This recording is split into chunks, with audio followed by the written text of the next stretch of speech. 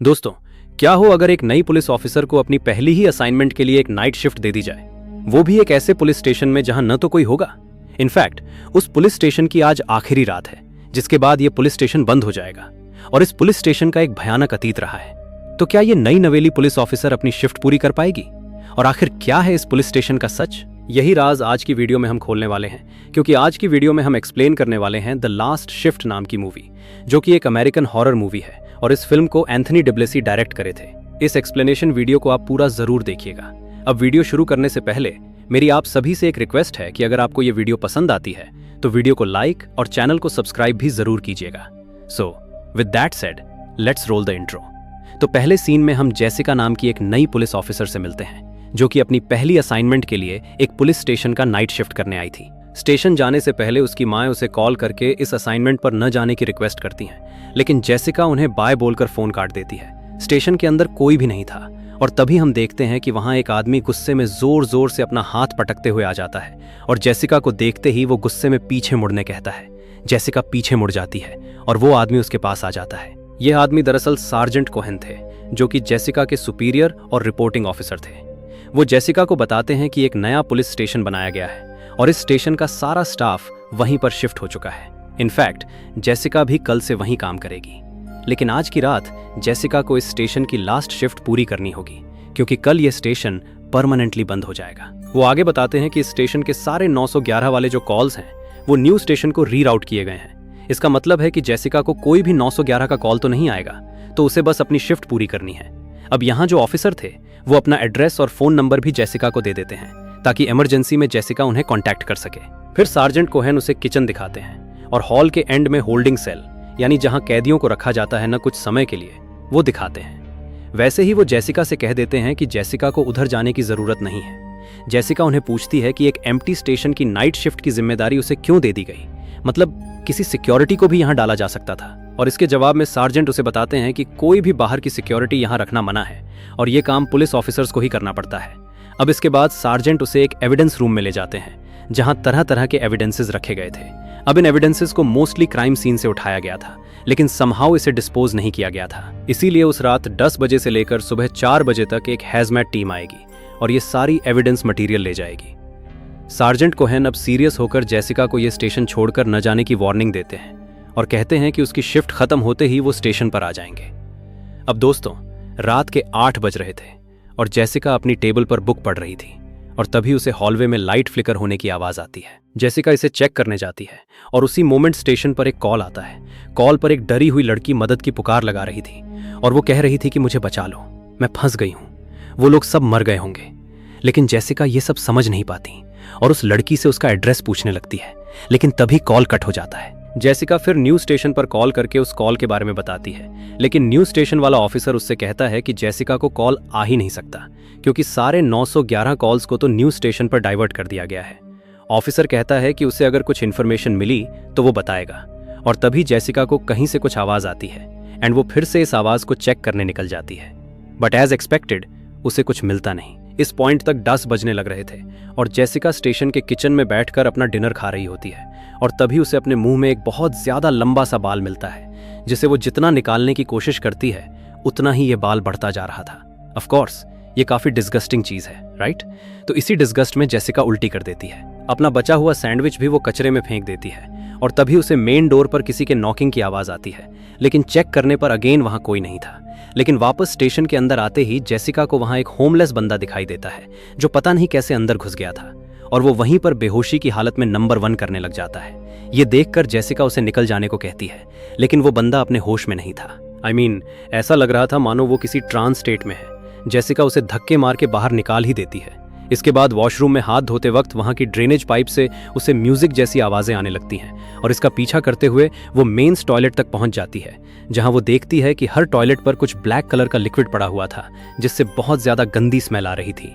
आगे बढ़ते हुए फिर वो लॉकर रूम में पहुंच जाती है और एक लॉकर को खोलने के बाद वहां उसे अपनी और अपने पापा की एक पिक्चर मिलती है और इस पिक्चर को जेसिका देखती है एंड देन वहीं पर रख देती है। लेकिन जैसे ही जेसिका पलटती है, हर एक लॉकर का दरवाजा अपने आप ही ओपन हो जाता है। जेसिका थोड़ा सा हैरान होकर वहां से तुरंत निकल जाती है और तभी स्टेशन के फोन की घंटी फिर से बजती है। इस बार भी वही लड़की कॉल कर रही थी। वो अपना नाम मोनिका बताती है और बस डर डर के कुछ अजीब अजीब बातें करती हैं। नाउ इससे पहले जेसिका कुछ और जान पाती, कॉल फिर से कट हो जाता है। देन अगेन फोन की घंटी बजती है, लेकिन इस बार कॉल पे हैम्स वाला एक बंदा था जो किसी काम से लेट चल रहा था और जेसिका को कहता है कि 4 बजे से पहले तक वो टीम के साथ आ जाएगा और उसका जो भी काम है वो कंप्लीट कर लेगा। बाय द वे, मैं आपको बता दूं कि अभी 11:30 बज चुके हैं। इसके तुरंत बाद जेसिका फिर से न्यूज स्टेशन कॉल लगाती है और मोनिका के कॉल के बारे में बताती है, लेकिन न्यूज स्टेशन वाला ऑफिसर उसे आश्वासन देता है कि सारे 911 के कॉल्स हमारे पास ही आएंगे। इनफैक्ट जेसिका के पास तो कॉल आ ही नहीं सकते। वो ये भी बताता है कि ओल्ड स्टेशन पर कॉल का आना मतलब ये है कि मोनिका स्पेसिफिकली ओल्ड स्टेशन को ही कॉल लगा रही है, क्योंकि अगर वो 911 पर कॉल की होती तो ये कॉल ओल्ड स्टेशन पर आता ही नहीं।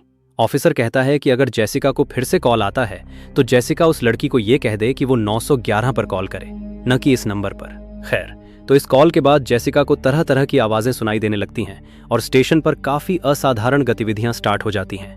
जैसे जेसिका के पीछे एक मेटल बुक शेल्फ अपने आप हिलने लगते हैं और जैसे ही जेसिका इंस्पेक्ट करने निकलती है उसे बहुत ज्यादा तोड़फोड़ वाली आवाजें भी सुनाई देने लगती हैं। इन आवाजों का पीछा करते हुए वो एक अंधेरे कमरे में पहुंच जाती है और दोस्तों, इसके दौरान वो अपने आप से ही पुलिस के रूल्स और प्लेस दोहरा रही थीं।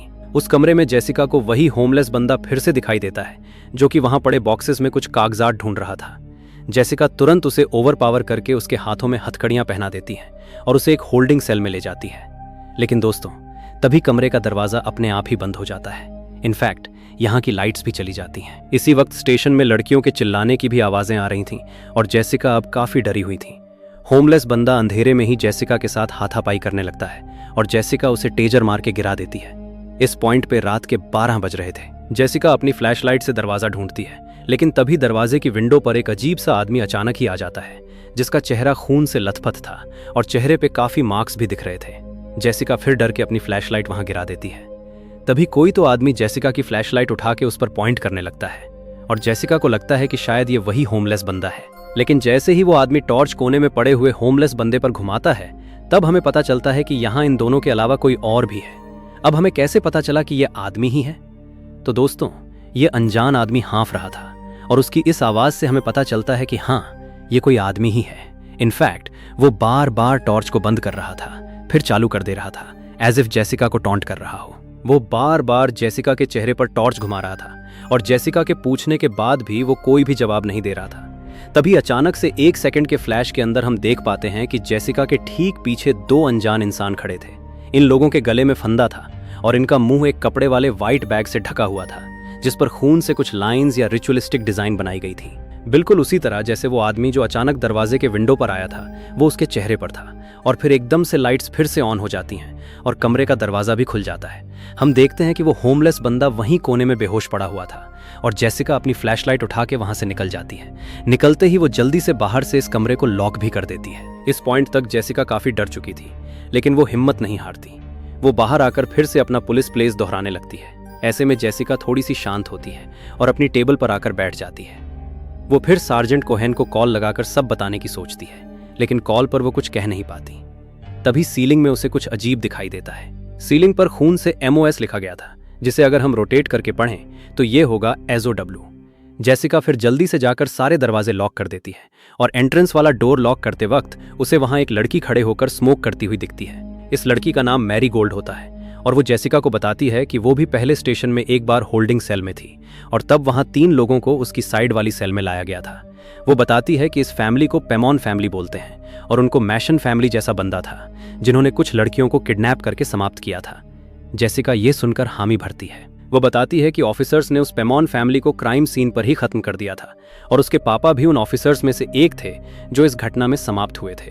लेकिन मेरी गोल्ड जेसिका को बताती है कि यह सब झूठ है और पेमॉन फैमिली को क्राइम सीन पर मारा नहीं गया था, बल्कि उन्हें उस रात इस स्टेशन पर उसकी साथ वाली सेल में रखा गया था। इनफैक्ट मेरी गोल्ड तो रात को सो तक नहीं पाई थी क्योंकि वो लोग रात भर एक गाना गा रहे थे जो कि फिर मेरी गोल्ड गुनगुनाने लगती है। इस गाना को जेसिका भी सुन पाती है और जेसिका को याद आता है कि ये तो वही गाना है जिसे उसने बाथरूम में सुना था। मतलब ये गाना स्टेशन में हल्का हल्का सुनाई देता रहता है। मेरी गोल्ड बताती है कि उन तीनों ने अपनी ही बेडशीट को रस्सी बनाकर अपने साथ गलत किया था और अगली सुबह उनकी शरीर जो थी वो होल्डिंग सेल में थी भी नहीं। ये सब बोलकर मेरी गोल्ड यहाँ से चली जाती है। अब इन बातों से हमें ज्यादा कुछ समझ तो नहीं आता, लेकिन एक चीज जो कि हम क्लियर देख पाते हैं वो ये कि इस जगह पर असाधारण गतिविधियां बढ़ती ही जा रही थीं। जैसे कमरे के सारे टीवी अपने आप ऑन हो जाते हैं, जिसमें हमें वही 3 लोगों के इंटरव्यूज दिखाए जाते हैं और हमें उनकी कहानी थोड़ी बहुत समझ आती है। ये किसी कल्ट की तरह था और इन 3 लोगों में कल्ट लीडर माइकल पेमन था एंड देन उसके साथ 2 लड़कियां थीं। तो दोस्तों, जॉन माइकल पेमन नाम का एक आदमी एक कल्ट बनाया था और वो उस कल्ट का लीडर भी था। वो डेविल वर्शिपर्स थे, यानी वो किंग ऑफ हेल पेमोन को पूजते थे। इस कल्ट में कितने लोग हैं हमें नहीं पता, लेकिन फिलहाल हमें 3 लोग दिखाई देते हैं। बट हमें यह बताया जाता है कि इन्होंने बहुत सी लड़कियों को अगवा किया था और उन्हें रिचुअलिस्टिक प्रैक्टिस के चलते पेमोन को सैक्रिफाइस कर दिया था। इंटरव्यू के एंड में वो बार बार कहता है कि वो फिर से आएगा और सब डिस्ट्रॉय करेगा। और तभी कमरे की कुर्सियां अपने आप मूव होने लगती हैं और हम कुर्सी पर बैठे वही 3 लोगों की झलक देख पाते हैं। इसके बाद स्टेशन पर फिर से फोन की घंटी बजती है और इस बार भी कॉल पर मोनिका ही थी। जेसिका उसे बार बार 911 पर कॉल करने बोलती है, लेकिन मोनिका घबराई हुई थी और उसे बचाने बोलती है। ऐसे में जेसिका मोनिका से उसका लास्ट नेम और एज पूछती है और मोनिका बताती है कि उसका लास्ट नेम है young and she is 17 years old. Jessica पूछती है कि क्या उसने माइकल पेमोन नाम वहां आसपास सुना है और इस पर मोनिका हाँ बोलती है और कहती है कि उसकी साथ वाली सारी लड़कियां समाप्त हो गईं। और दोस्तों, मोनिका के पीछे से हमें वही गाना फिर से सुनाई देता है एंड देन कॉल कट जाता है। इसके बाद जेसिका फिर से न्यू पुलिस स्टेशन कॉल करती है और ऑफिसर को सारी बातें बताती हैं, लेकिन न्यू ऑफिसर बात को रफा दफा कर देता है। इनफैक्ट उसे कोई और नंबर देकर इंफॉर्मेशन लेने बोलता है। तभी बैकग्राउंड में वही गाना बहुत जोर से बजने लगता है और जेसिका उसे इंस्पेक्ट करने जाती है। मतलब ये आवाज आ कहां से रही है? वो देखती है कि एक कमरे के अंदर सारे चेयर्स एक के ऊपर एक अरेंज किए गए थे और इस पॉइंट पर जेसिका को थोड़ा डाउट होता है कि कहीं उसके कलीग्स, मतलब जो न्यू स्टेशन के ऑफिसर्स हैं, वो सब उसके साथ प्रैंक के लिए तो नहीं कर रहे हैं, क्योंकि जेसिका नहीं है ना, नई लोगों के साथ यूजुअली प्रैंक हो जाता है। लेकिन तभी मेन डोर की बेल बजती है और हम देखते हैं कि वहां एक ऑफिसर, जिनका नाम ऑफिसर रायन प्राइस था, वो जेसिका को चेक करने आए थे। इनफैक्ट ये ऑफिसर कहते भी हैं कि हम किसी तरह का प्रैंक नहीं कर रहे हैं। अंदर आकर दोनों जनरल बातचीत करते हैं, लेकिन जेसिका उन्हें कुछ भी नहीं बताती।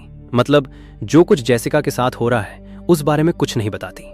ऑफिसर प्राइस कहते हैं कि एक्चुअली में जैसे ही उन्हें पता चला कि जेसिका शिफ्ट इस स्टेशन पर है तो वो चुपके से मिलने आ गए। प्राइस कहता है कि वो उसके पापा को जानता था और एक्चुअली में उस रात, मतलब जब पेमोन फैमिली का कांड हुआ था, तब ऑफिसर प्राइस और जेसिका के पिता दोनों एक साथ ही थे। प्राइस कहता है कि वो लोग सीन पर टाइम से पहले ही आ गए थे और वहां बहुत सी लड़कियों को बचाने की उन लोगों ने कोशिश की थी और इसी कोशिश में 2 ऑफिसर्स इंक्लूडिंग जेसिका के पापा समाप्त हुए थे। बस यही बोलकर ऑफिसर प्राइस वहां से निकल लेते हैं, लेकिन जैसे ही वो मुड़ते हैं हम देखते हैं कि उसके सिर पर पीछे वाली साइड पर एक बड़ा सा होल बना हुआ था। I mean, उसका ब्रेन तक दिख रहा था। जेसिका ये देखकर शॉक्ड रह जाती है। दोस्तों, इसके बाद माहौल और भी क्रीपी हो जाता है और जेसिका को अजीब अजीब आवाजें सुनाई देने लगती हैं। तभी हम देखते हैं कि माइकल पेमन का खत्म हुआ शरीर, जिसके मुंह पर वही बैग ढकी हुई थी, वो काइंड ऑफ जेसिका की तरफ अजीब हालत में बढ़ रहा था। अब आप पूछ सकते हैं कि आपको कैसे पता कि वो माइकल ही था? तो दोस्तों, उसने सेम कपड़े पहने हुए थे जो हमने टीवी पर इंटरव्यू में देखा था। इस पॉइंट पर जेसिका डरते हुए एक कमरे के अंदर छिप जाती है। इसके बाद जेसिका अपनी गन लेकर यहाँ वहां देखने लगती है और तभी वो होमलेस बंदा अपने सेल में चिल्लाने लगता है और जेसिका को उसे वहां से निकालने के लिए गिड़गिड़ा लगता है। हम देखते हैं कि उसके बिल्कुल पीछे वही 3 लोग अपने साथ गलत किए हुए थे। इनफैक्ट हमें पता चलता है कि उस रात इन लोगों ने एक्चुअल में साथ में मिलकर गलत किया था, बिल्कुल जैसा मैरी गोल्ड बताई थी। जेसिका डर जाती है और होमलेस बंदे को वहीं छोड़कर भाग जाती है।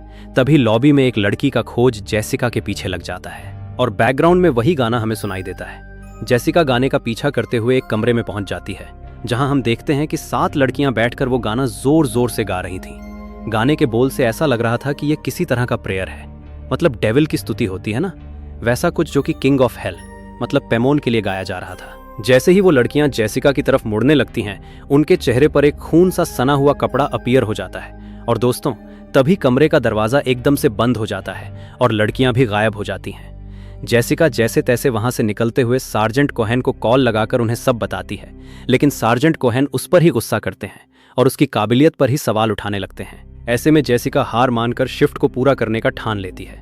इसके बाद वो न्यू स्टेशन कॉल करती है, जहां का ऑफिसर उसे बताता है कि मोनिका को तो खत्म हुए 1 साल हो गए हैं, जो कि पेमन फैमिली की लास्ट विक्टिम थी और उसकी बॉडी उनके वुड्स में मिली थी। जेसिका को कुछ समझ नहीं आता और वो ऑफिसर फाइनली उसे सच बता देता है। दरअसल नया स्टेशन बनाने का कारण ये हंटिंग्स ही थे। जी हाँ दोस्तों, पेमोन फैमिली के 3 जो लोग थे वो अपने साथ गलत किए थे, ये हम जानते हैं। और उसके बाद से ही स्टेशन का माहौल कहीं ना कहीं खराब हो गया। असाधारण घटनाएं होने लगीं और सारे ऑफिसर्स को और कैदियों को बिल्कुल वैसे ही विजन्स और एक्सपीरियंस आने लगे जैसे जेसिका को आ रहे थे। उन्हें भी पाइप से गाना सुनाई देता है और वो ऑफिसर कहता है कि जब से नया स्टेशन बना है इसके बारे में कोई भी बात नहीं करता। ऑफिसर और भी इंफॉर्मेशन बता ही रहा होता है, लेकिन तभी जेसिका को किसी की आहट आती है और ऐसे में जेसिका कॉल बीच में ही रख देती है। जेसिका देखती है कि उसके खत्म हुए पापा की फोटो जमीन पर पड़ी हुई थी और ये देखकर जेसिका बहुत ज्यादा इमोशनल हो जाती है। इसके बाद जेसिका उन सारी खत्म हुई लड़कियों की तस्वीर देखती है जिनको बहुत ही बेरहमी से समाप्त किया गया था। जेसिका को ऑफिसर प्राइस तक का फोटो दिखता है जिन्होंने मुंह में बंदूक रखकर अपने साथ ही गलत किया था। इसलिए दोस्तों, जब ऑफिसर प्राइस यहाँ जेसिका को मिलने आए थे उनके सर में एक बड़ा सा होल था। तभी हम देखते हैं कि पूरे लॉबी में हजारों तस्वीरें थीं। शायद पेमोन फैमिली के ये सब विक्टिम्स थे। फिर लाइट फ्लिकर होती है, देन जोर से एक इरिटेटिंग सी आवाज आती है जिसे सुनकर जेसिका पेन में अपने कान बंद करने लगती है। और हाँ, लॉबी में पड़ी तस्वीरों में आग भी लग जाती है। इनफैक्ट जेसिका इस पॉइंट पर यहीं पर बेहोश हो जाती है। कुछ समय बाद जेसिका को उसकी मॉम का कॉल आता है जिससे जेसिका उठती है।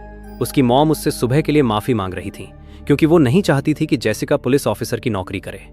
लेकिन इसी बीच जेसिका को रियलाइज होता है कि उसकी गन मिसिंग है और थोड़ा ढूंढने पर उसे वहां एक लड़की गुजरती हुई दिखती है। जेसिका तुरंत उसका पीछा करती है और वो लड़की चुपके से जेसिका पर वार करती है और बेहोश जेसिका को घसीटते हुए एक कमरे में ले जाती है। नाउ चोटिल जेसिका को फिर से जब होश आता है तब उसके सामने एक लड़की बैठी हुई थी और उसके हाथ में जेसिका की गन भी थी।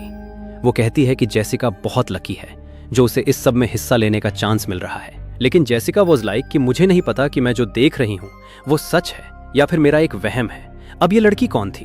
वेल, वो बताती है कि मैं माइकल पेमोन की जबरदस्त और डिवोटेड फॉलोअर हूँ। इनफैक्ट ये लड़की उसके लिए कुछ भी कर सकती थी। ये लड़की नाराज थी क्योंकि माइकल पेमन जाते वक्त उन 2 लड़कियों को ले गया था जिसके साथ वो समाप्त हुआ था। राइट? मतलब इस लड़की को साथ नहीं ले गया जिसके लिए वो नाराज है। और आज के दिन उसकी 1 साल की डेथ एनिवर्सरी है और वो लड़की यहाँ सेलिब्रेट करने आई है। अब ऐसा बोलकर ये लड़की गन लेती है और अपने साथ ही गलत करती है। वहां ये काफी शॉकिंग था और इसके बाद जेसिका तुरंत अपनी गन उसके हाथ से लेकर वहां से निकलती है। तभी जेसिका को फिर से कॉल आता है। कॉल पर फिर से मोनिका ही बात कर रही थी, लेकिन इस बार जेसिका उसे कहती है कि मोनिका, तुम समाप्त हो चुकी हो। और यह सुनकर मोनिका अजीब तरह से जोर जोर से हंसने लग जाती है। उसी समय वो टेबल भी हिलने लगता है और टेबल के नीचे से एक अजीब सी भूतिया लड़की बाहर आती है और वो जेसिका के पीछे लग जाती है। जेसिका घबरा के यहां वहां भागने लगती है और 2 मेटल बुक शेल्फ के बीच में छुप जाती है। लेकिन वो भूतिया लड़की उसे वहां खोज लेती है और धीरे धीरे उसके करीब आने लगती है। फिर वो एकदम से गायब होती है। दोस्तों, जेसिका तुरंत मेन डोर की तरफ भागती है और स्टेशन छोड़कर जाने की सोचती है, लेकिन डोर्स लॉक्ड थे और जेसिका उन्हें खोल नहीं पाती। जेसिका ग्लास डोर पर गोलियां भी बरसाती हैं, लेकिन दोस्तों, ग्लास डोर को खरोच तक नहीं आती।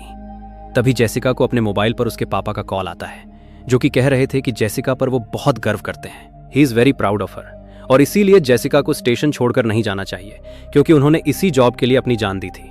इन शॉर्ट, पापा कह रहे थे कि जेसिका को कुछ भी करके अपनी ड्यूटी निभानी होगी। वो कहते हैं कि जिस आदमी ने उनकी जान ली थी वो अभी भी इसी बिल्डिंग में है और जेसिका को उसके बारे में कुछ तो करना होगा।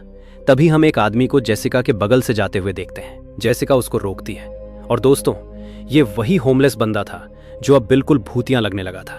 तभी फिर से लाइट बंद हो जाती है और जेसिका तुरंत उस होल्डिंग सेल की तरफ भागती है जहां उस होमलेस बंदे ने अपने आप के साथ गलत कर लिया था। वॉल्स पर चारों तरफ खून के सिंबल्स बने हुए थे और किंग ऑफ हेल भी लिखा था। तभी जेसिका को एक विजन दिखाई देता है जिसमें वो 3 लोगों ने, मतलब पेमोन फैमिली ने, कैसे अपने साथ गलत किया था वो दिखाया जाता है। और देखते ही देखते उसमें से माइकल पेमन विजन में से बाहर आकर जेसिका की तरफ बढ़ता है।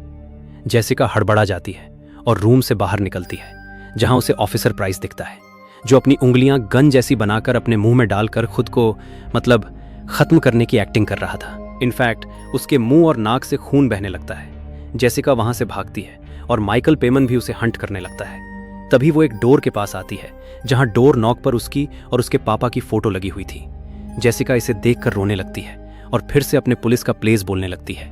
तभी फिर से उसके पापा को उसे कॉल आता है जो उसे उकसाते हैं कि जेसिका को सबको खत्म करना होगा। और तभी जेसिका भाग के मेन डोर की तरफ जाती है जहां कुछ अनजान लोग घूम रहे थे।